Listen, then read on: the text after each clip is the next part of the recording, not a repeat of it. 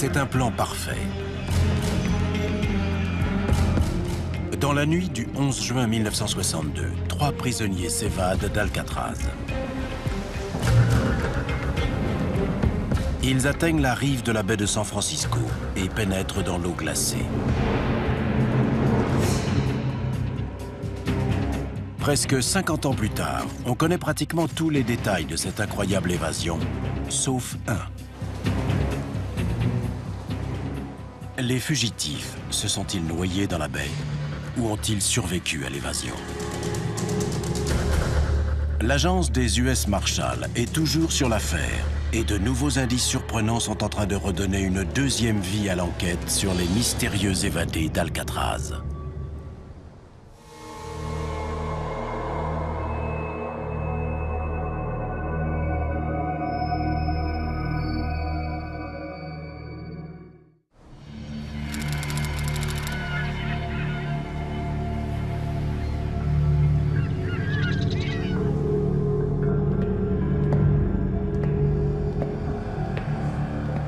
Dans la prison d'Alcatraz, c'est une nuit comme les autres qui s'annonce. On ferme!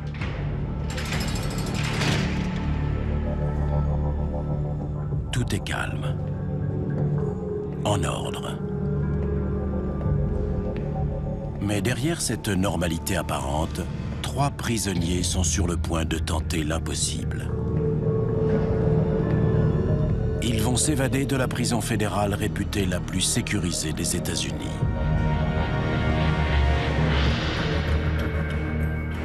Une forteresse menaçante qui s'élève dans la baie de San Francisco.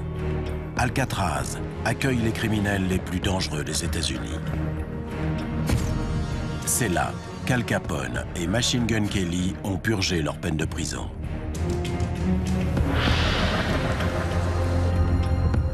Dès le début des années 60, les détenus savent qu'Alcatraz représente le point de non-retour. Elle est considérée comme la prison la mieux sécurisée des États-Unis. Le seul nom d'Alcatraz inspire la peur aux détenus qui viennent y purger leur peine.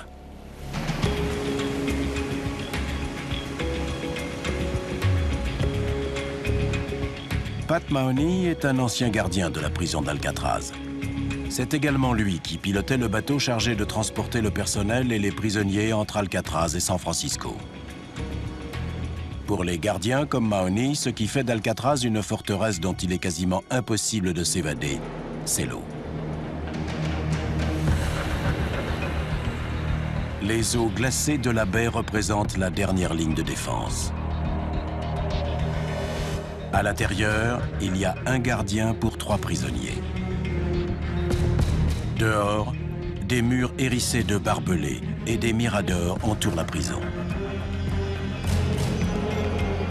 Une zone de 200 mètres, interdite à la navigation, encercle la forteresse. C'est cette sécurité renforcée qui a valu à Alcatraz d'être surnommé le Rocher.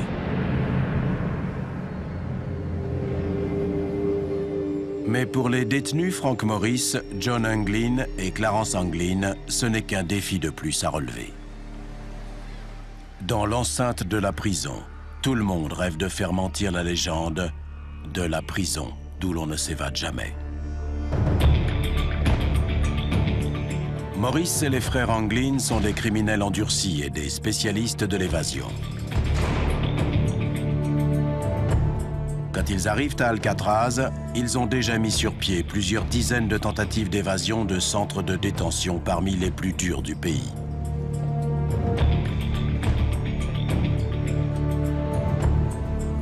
Mais réussiront-ils à s'évader du plus dur de tous?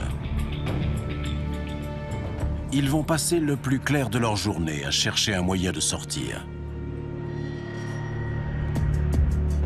Ils échafaudent un plan d'évasion en se basant sur un seul point faible.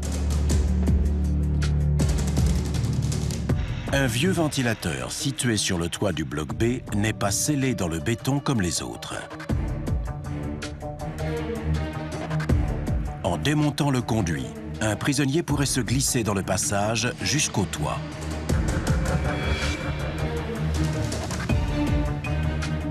Mais pour atteindre ce ventilateur, ils doivent sortir de leur cellule.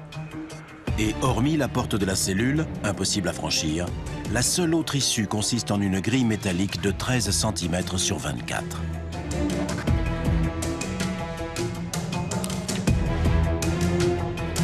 Derrière cette grille se trouve un couloir par lequel passent de nombreux tuyaux et autres conduits et qui mènent directement au ventilateur. En passant par la grille, un prisonnier peut atteindre le toit.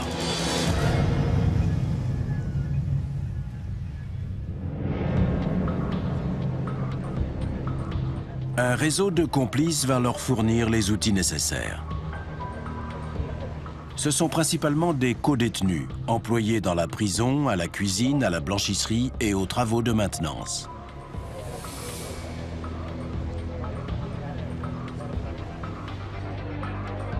Darwin Coon est un ancien détenu d'Alcatraz.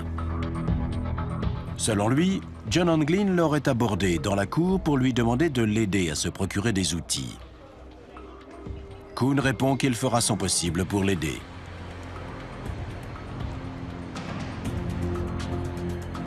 Les prisonniers fabriquent une perceuse à l'aide de pièces détachées. Et ils utilisent des cuillères aiguisées pour creuser le mur en béton.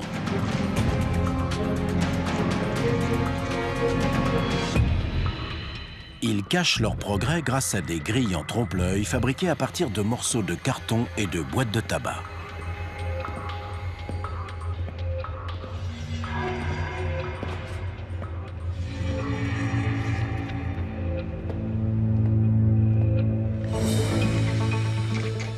Il leur faut des mois pour accomplir ce travail. Mais dans la nuit du 11 juin, ils sont enfin prêts à partir. Extinction des feux.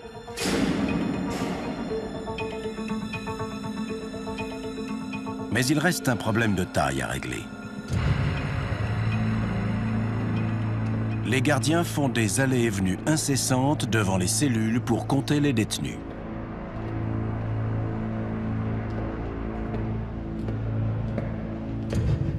S'ils remarquent que leurs lits sont vides, l'évasion tombe à l'eau pour Maurice et les frères Anglin. Leur solution est un véritable coup de génie. À l'aide de fils de fer, de plâtre, de savon, de peinture couleur chair et de cheveux, les détenus fabriquent des répliques détaillées de leur propre tête. Clarence Anglin travaille chez le coiffeur de la prison. Il a rapporté dans ses poches les cheveux pour les fausses têtes.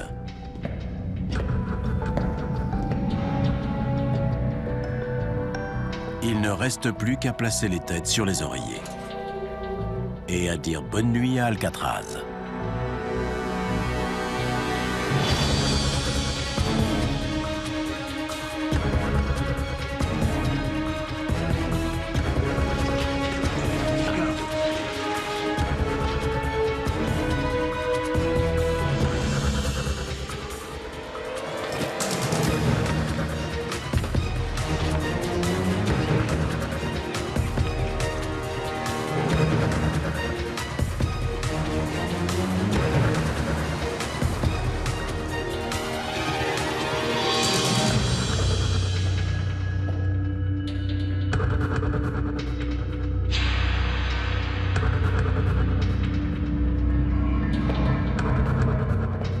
Le plan se déroule sans anicroche.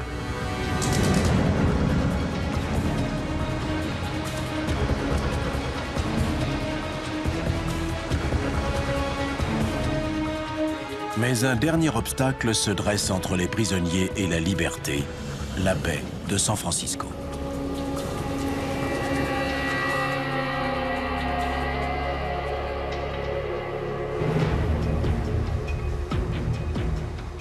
Maurice et les frères Anglin savent que d'autres évadés ont déjà atteint la rive, mais se sont noyés dans la baie.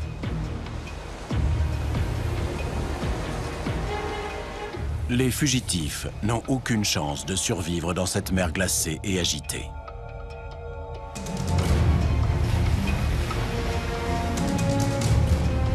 Plutôt que de tenter leur chance à la nage, ils optent pour une autre solution. des gilets de sauvetage et un radeau gonflable fabriqué à partir d'imperméables.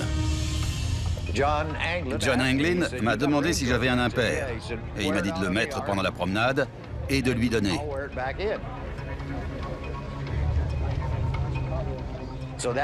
Voilà comment il a récupéré mon impair qui a servi à fabriquer leur radeau.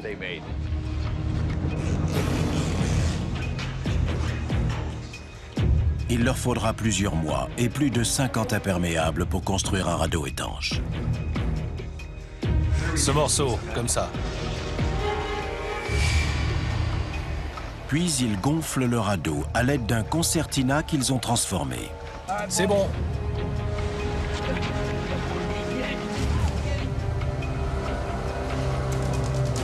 Mais est-ce qu'un radeau fait de briques et de broc et qui n'a jamais été testé sur l'eau survivra aux 3 km de traversée jusqu'à l'autre rive?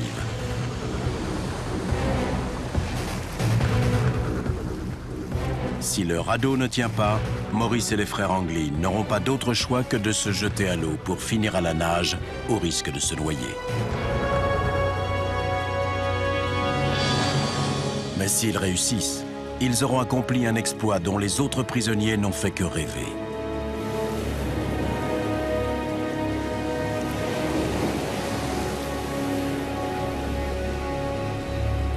Les 3 évadés d'Alcatraz s'enfoncent dans la nuit et bravent la baie de San Francisco dans leur radeau de fortune.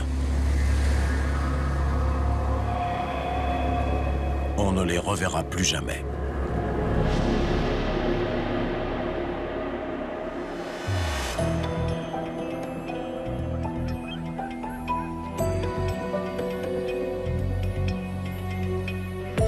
Presque 50 ans plus tard, leur incroyable évasion est entrée dans la légende. C'est une évasion incroyable et ils ont disparu. Le mystère reste entier.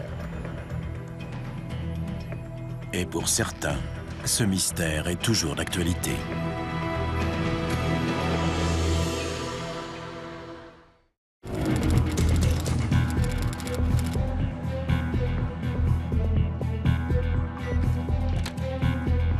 Le marshal adjoint Michael Dyke dirige les recherches pour retrouver les 3 évadés d'Alcatraz, Frank Morris et John et Clarence Anglin. C'est le travail des marshals de traquer les prisonniers évadés. Bonjour, c'est Mike. Et ils en rattrapent plusieurs dizaines de milliers chaque année. Tu as le chef d'inculpation? Mais cette affaire est différente. Merci, au revoir. Comparé aux meurtriers et aux violeurs qu'il doit traquer, cette évasion d'Alcatraz en 1962 n'est pas l'affaire la plus pressante qu'il ait à traiter. Mais elle est importante pour lui. S'il y a une possibilité que l'un d'eux soit encore en vie et que l'affaire soit résolue, il ne faut pas abandonner. Les marshals n'abandonnent jamais les recherches, sous aucun prétexte. Personne ne s'en sort aussi facilement.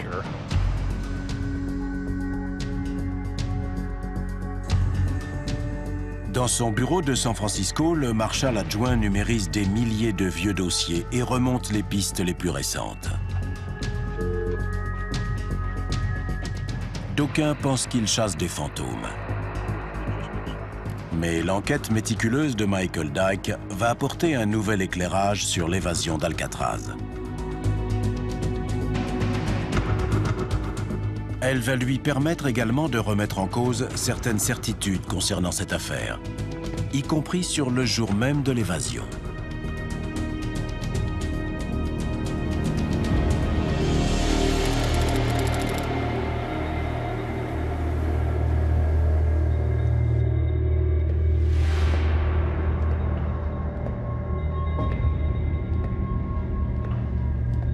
Lors de sa ronde du matin, un gardien croit faire une découverte macabre.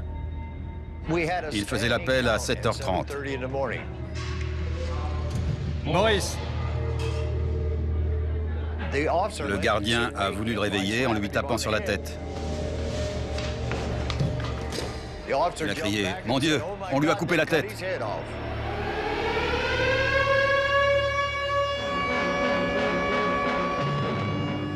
La cuillère a eu raison des barreaux dans la prison d'Alcatraz, dont nul n'est censé pouvoir s'évader. 3 braqueurs de banque, Frank Morris et John et Clarence Englin, sont passés par les grillages recouvrant un conduit d'aération, ont grimpé le long d'un tuyau d'évacuation, puis se sont volatilisés dans la baie de San Francisco. Il s'agit de la première évasion réussie dans l'histoire de cette prison de haute sécurité.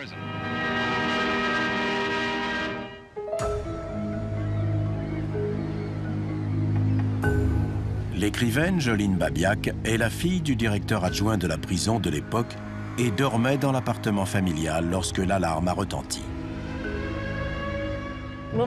J'ai compris qu'il y avait eu une évasion en entendant la sirène dans mon rêve. Ma mère m'a dit « Habille-toi, il y a eu une évasion ». J'ai demandé « Ils sont toujours là ?» Et elle m'a dit « Non, ils ont dû partir cette nuit ».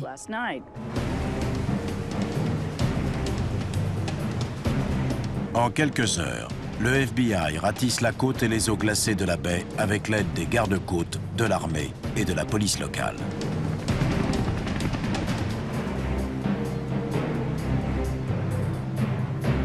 Mais ils ne retrouvent aucune trace des évadés.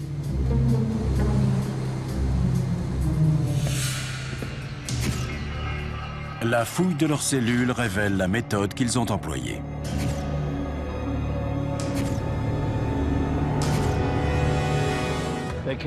Ils sont sortis sur le toit de la prison, sont descendus le long d'un tuyau, puis sont venus mettre leur radeau à l'eau ici.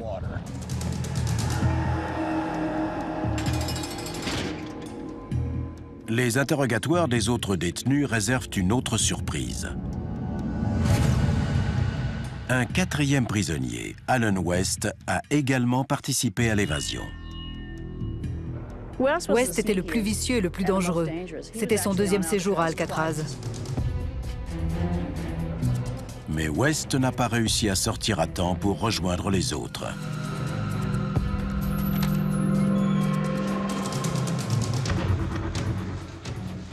Non. Alan West. Il raconte au FBI que les évadés avaient prévu de passer par un chemin inhabituel. Ce chemin devait passer par Angel Island, à 3 km au nord d'Alcatraz, avant de les mener sur le continent où ils auraient volé une voiture. Par Angel Island. Oui.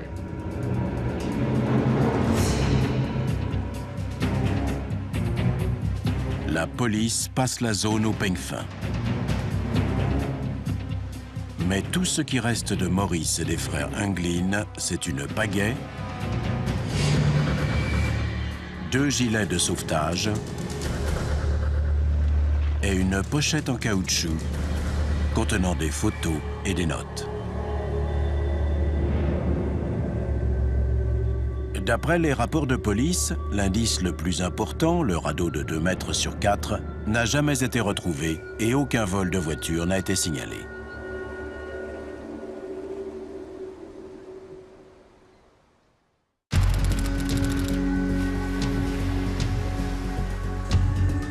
Cinq semaines plus tard, le FBI reçoit de nouvelles informations. Un cargo norvégien quittant la baie aurait repéré un corps flottant dans l'eau. Il était sur le ventre, mais il portait un pantalon de toile bleu clair et un caban. La description correspond presque exactement à l'uniforme porté par les détenus d'Alcatraz.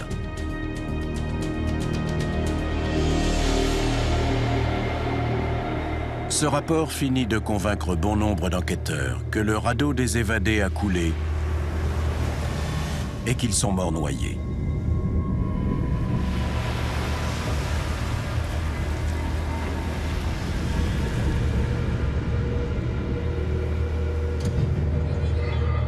Mais y a-t-il une autre fin possible à cette histoire?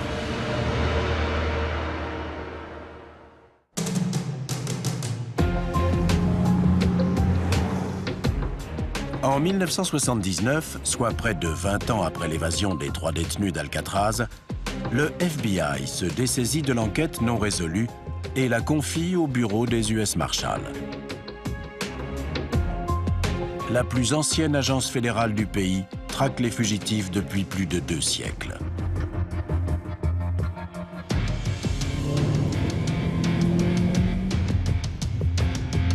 Les US Marshals arrêtent plus de 100 000 fugitifs chaque année.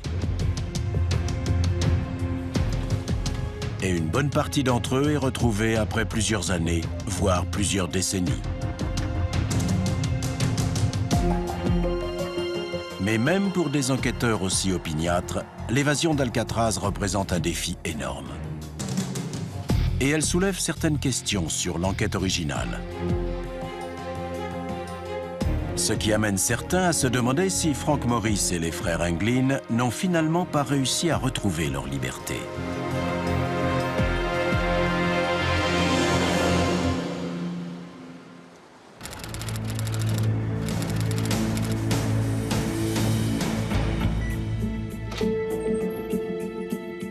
Michael Earp est le directeur adjoint des Marshals chargé des enquêtes.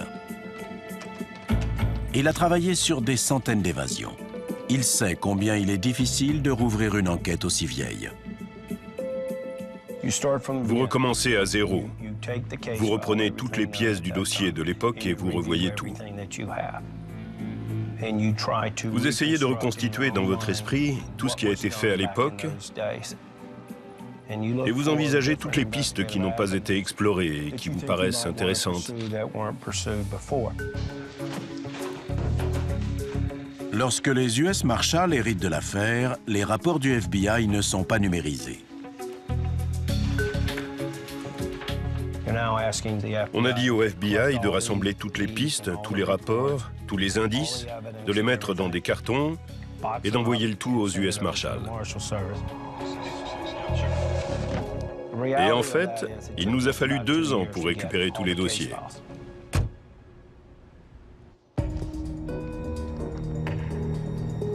En parcourant les dossiers, les enquêteurs remarquent qu'il manque une pièce au puzzle. Aucune trace d'activité criminelle des fugitifs après l'évasion. Ces hommes étaient des criminels professionnels. C'est tout ce qu'ils savaient faire. Ils se sont évadés d'Alcatraz et après ça, plus rien.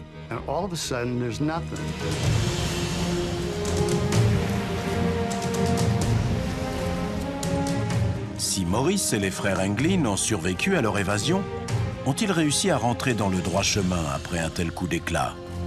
La plupart des enquêteurs n'y croient pas. Aucun des 3 n'a été arrêté pour un quelconque délit. Pour moi, ça veut dire qu'ils sont morts. Pour l'ancien directeur adjoint Arthur Roderick, qui a également enquêté sur cette affaire, le facteur décisif, c'est l'eau glacée de la baie.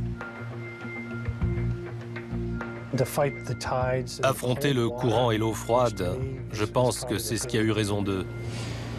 Je pense qu'ils se sont noyés dans la baie et ont été emportés au large.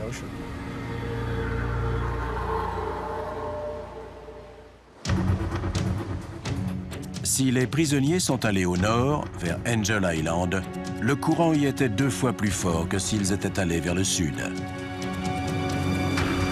Sur cette mer agitée, leur survie dépendait de leur radeau.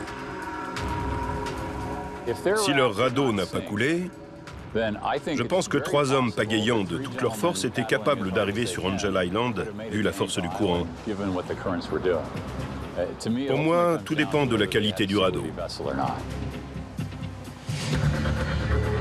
Malheureusement, il est quasiment impossible de répondre à cette question, car le radeau n'a jamais été retrouvé. Mais en étant si sûr?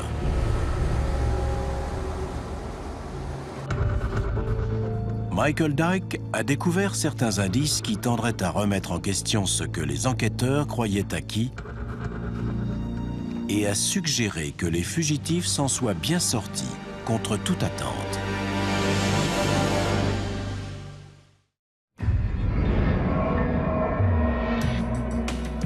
Aujourd'hui, le marshal adjoint Michael Dyke se rend aux Archives nationales de San Francisco.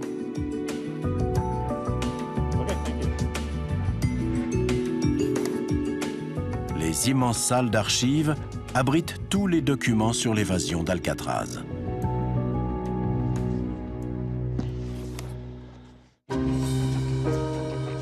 Ces dossiers permettent de dresser le portrait des détenus impliqués dans l'évasion de 1962.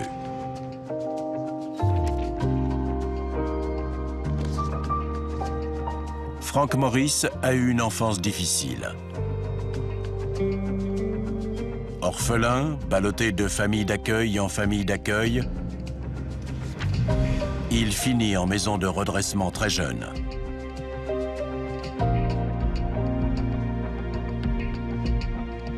Sur ses photos d'identité, il n'a que 14 ans. Mais Morris est également très intelligent, avec un QI supérieur à 130, comme seulement 3% de la population. D'après ces dossiers, on voit qu'il avait une intelligence au-dessus de la moyenne, mais qu'il était du genre turbulent, sans doute parce qu'il s'ennuyait. En grandissant, Morris s'installe dans une certaine routine qui va définir le reste de sa vie. Braquage de banque, vol à main armée et incarcération, suivi par des évasions audacieuses.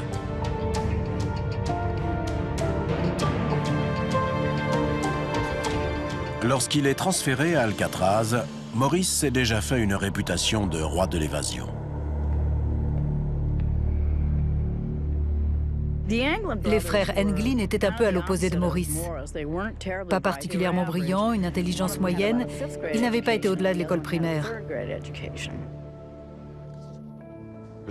Ils volaient des voitures, de l'argent, entraient dans des commerces ou des résidences par effraction.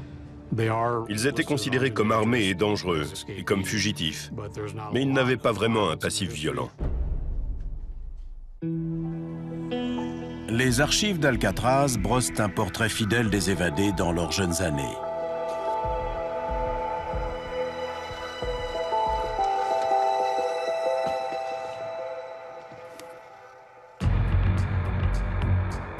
Mais c'est dans les milliers d'autres documents que contiennent les dossiers du FBI que se cache une énorme surprise.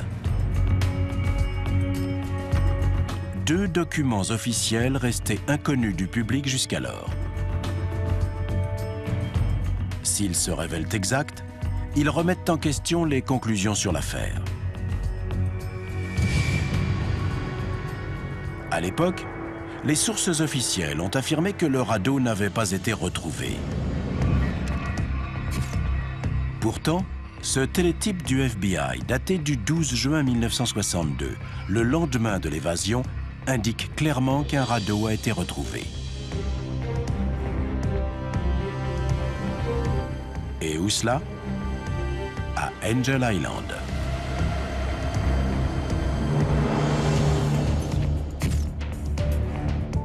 Le lendemain, un mémorandum du gouvernement affirme la même chose, mais ajoute un détail frappant. On a retrouvé des empreintes de pas à côté du radeau.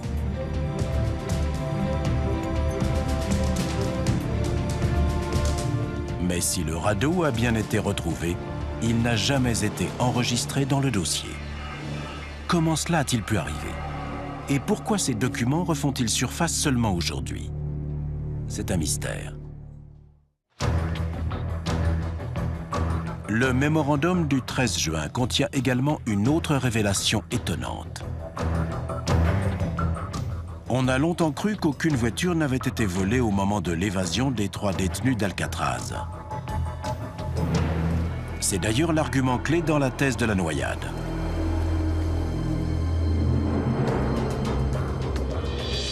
Pourtant, le lendemain de l'évasion, les services de police de la baie sont à la recherche d'une voiture qui leur a été signalée volée.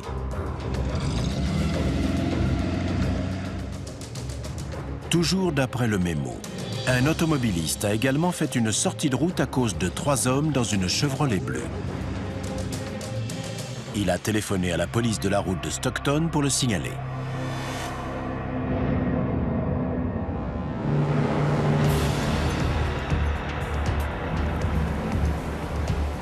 C'est un incroyable scénario qui commence à prendre forme.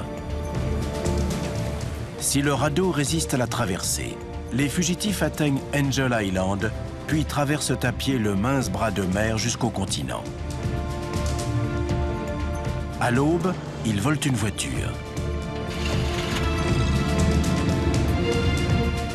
Quand les gardiens découvrent les cellules vides, les fugitifs sont déjà en route vers la liberté.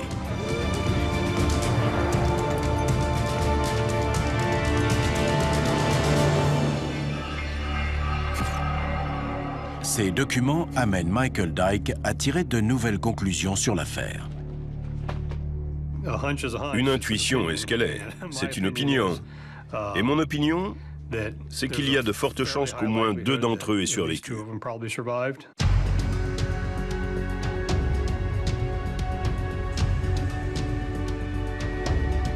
Si le marshal adjoint Michael Dyke a raison et que 2 des fugitifs ont bien survécu à leur évasion d'Alcatraz, qu'est-il arrivé au 3e?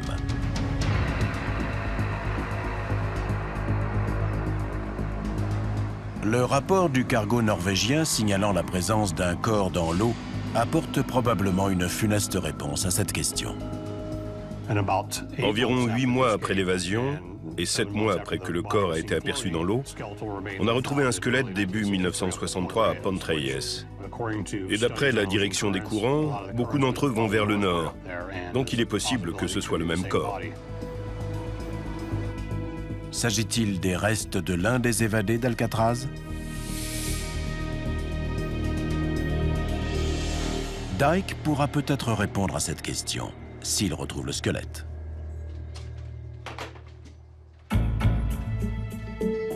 Bonjour Debbie, Michael des Marshals. Il se rend au bureau du coroner du comté de Marin, où le rapport a été enregistré en 1963. Il y est mentionné que les restes ont été enterrés dans un cimetière local sous le nom de John Bones Doe. L'avantage que j'ai maintenant par rapport à 1963, c'est que je peux exhumer les ossements et les envoyer à un labo pour une analyse ADN. Mais même un simple examen physique du squelette peut apporter des renseignements précieux.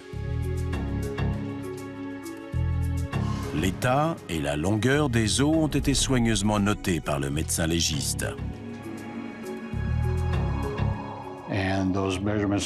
Grâce à ces mesures, le médecin a conclu que l'homme mesurait probablement 1,71 m, ce qui est exactement la taille de Frank Morris.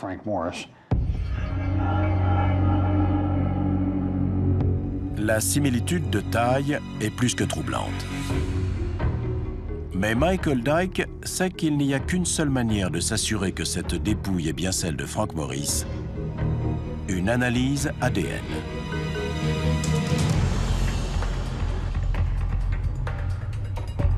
Il se rend au cimetière local pour exhumer le squelette. Mais il n'est même pas sûr de pouvoir le retrouver, ni même s'il sera suffisamment préservé. Vous savez combien de corps vous avez reçus entre 1962 et 1963? On a 4 corps d'inconnus qui ont été enterrés ici, entre 62 et 64. D'accord.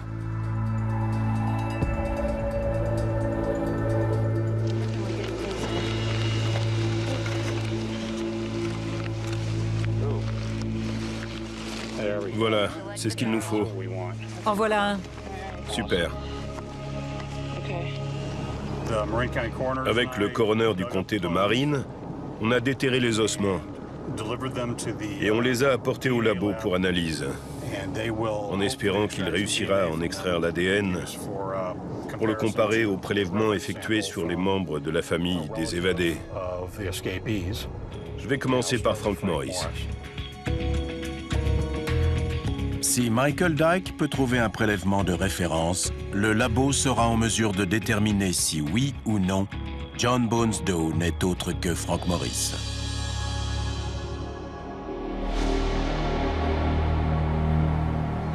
Mais si c'est bien Frank Morris qui s'est noyé, pourquoi lui et pas l'un des frères Englin?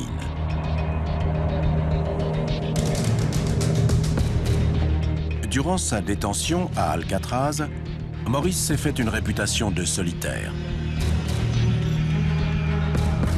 Et si on en croit la rumeur, les frères Englin ne l'aiment pas.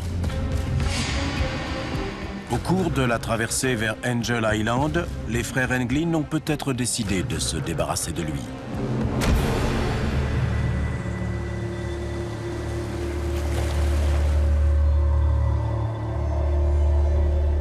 Une fois dans l'eau, Maurice Sonnet a peu de chances de survivre.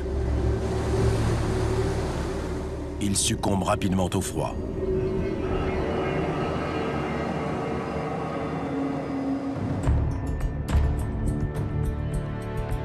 Si c'est bien Maurice qui est mort, ça expliquerait que l'on n'ait aperçu que les frères Englin par la suite.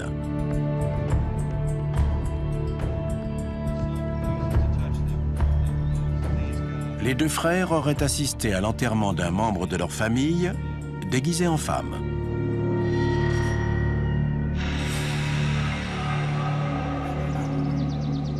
Un témoin a également signalé les avoir aperçus dans une cabane sur un terrain appartenant à un parent éloigné. Arthur Roderick se souvient d'une piste qu'il a suivie il y a quelques années et qui lui avait fait toucher du doigt la vérité. Nous avions reçu une lettre de 6 pages d'une personne qui racontait qu'un membre de sa famille avait été payé pour aller chercher les frères Englin dans la baie de San Francisco et les conduire quelque part du côté de Seattle. Le chauffeur les emmène jusque dans un parc en bordure de Seattle. Et c'est là qu'il décide d'un changement de programme. Ce type a tout à coup décidé de tuer les deux frères. Apparemment, ils avaient de l'argent sur eux et ils voulaient le leur voler.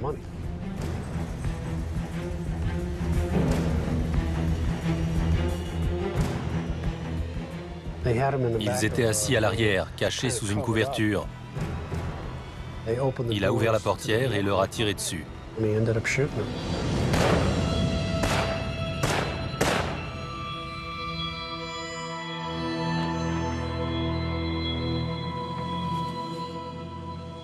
La lettre dit qu'il les a enterrés sur place.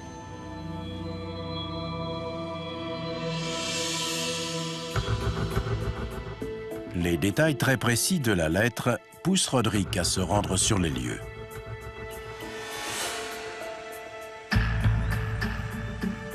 Il emmène avec lui une équipe pour chercher où les corps sont enterrés.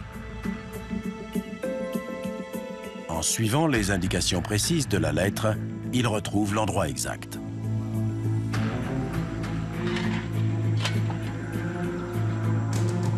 Ils commencent à creuser.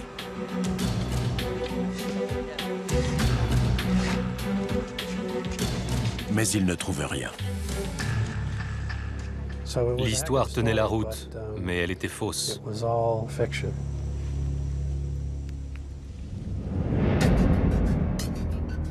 Au fil des ans, de nombreuses pistes ont été suivies qui n'ont finalement abouti à rien. Idem pour les recherches d'empreintes et les opérations de surveillance. Mais cette dernière piste, des ossements enterrés depuis près de 50 ans, Le fémur est presque intact. pourrait s'avérer concluante. Les résultats des analyses ADN sur le squelette vont peut-être enfin nous révéler ce qui est arrivé à l'un des 3 évadés d'Alcatraz.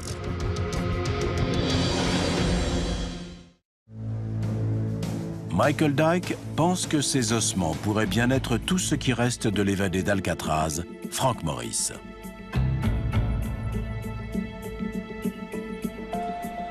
Le laboratoire médico-légal a extrait l'ADN des ossements. Mais il lui faut un prélèvement de comparaison. Après des recherches laborieuses, Dyke retrouve un membre potentiel de la famille de Morris du côté de son père. Il a accepté de fournir un échantillon d'ADN. Le labo va déterminer s'ils correspondent.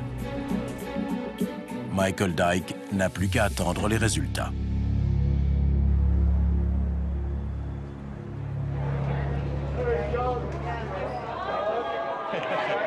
Comment ça va, Kuhn? Et vous, Mahoney?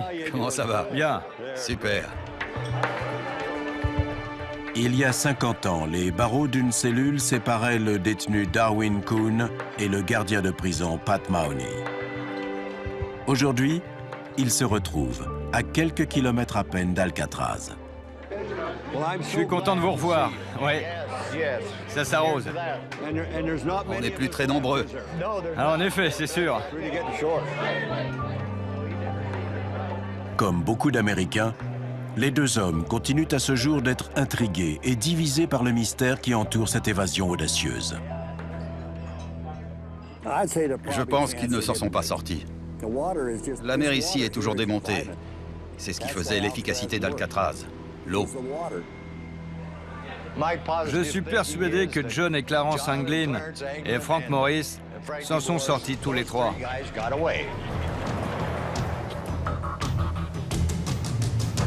Quoi qu'il leur soit arrivé, Morris et les frères Anglin ont eu un impact bien plus fort qu'ils n'auraient osé l'imaginer.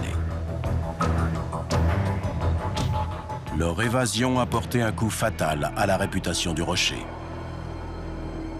La prison d'Alcatraz étant ce qu'elle était, c'était vraiment humiliant que quelqu'un s'évade. Moins d'un an plus tard, la prison fédérale est fermée définitivement. L'heure est venue de dire adieu à Alcatraz. Menottés et chevilles entravées, les 27 derniers prisonniers sur les 1500 quittent la forteresse croulante et condamnés pour une prison fédérale plus moderne.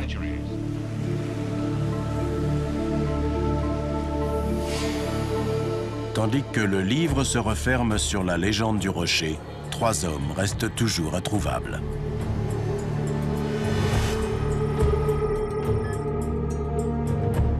« 50 ans plus tard, ces portraits générés par un logiciel spécial nous révèlent à quoi ressembleraient les visages des évadés aujourd'hui.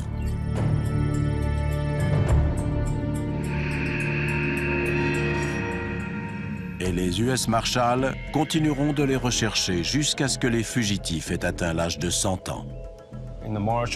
Les US Marshals ne classent jamais une affaire tant qu'ils n'ont pas la preuve absolue qu'ils ont retrouvé le fugitif, mort ou vif.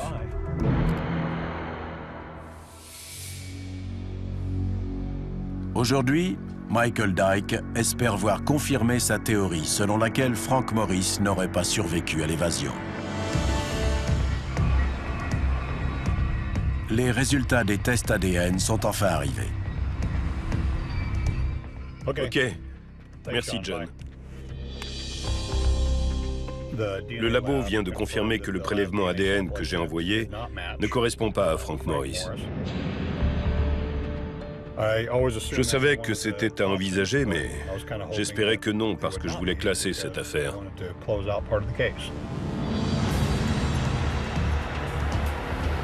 Si les ossements ne sont pas ceux de Frank Morris, il s'agit peut-être d'un des frères Anglin. Mais il est également possible qu'il ne s'agisse d'aucun des trois. Ce qui tendrait à prouver que le mémorandum découvert récemment disait la vérité et que le radeau a bien résisté à la traversée de la baie, que des empreintes ont bien été découvertes s'éloignant du radeau, qu'une voiture a bien été volée et que les 3 hommes à l'intérieur étaient bel et bien les évadés d'Alcatraz.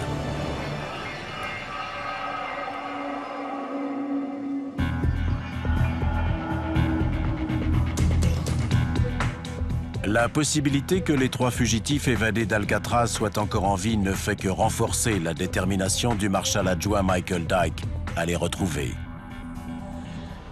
Si j'en retrouve un ou les 3, je leur dirai « Bravo, belle évasion, mais c'est fini ». Le travail obstiné de Michael Dyke pourrait aboutir un jour à une arrestation historique. Mais pour l'instant, ce qu'il est advenu des 3 prisonniers évadés d'Alcatraz reste un mystère.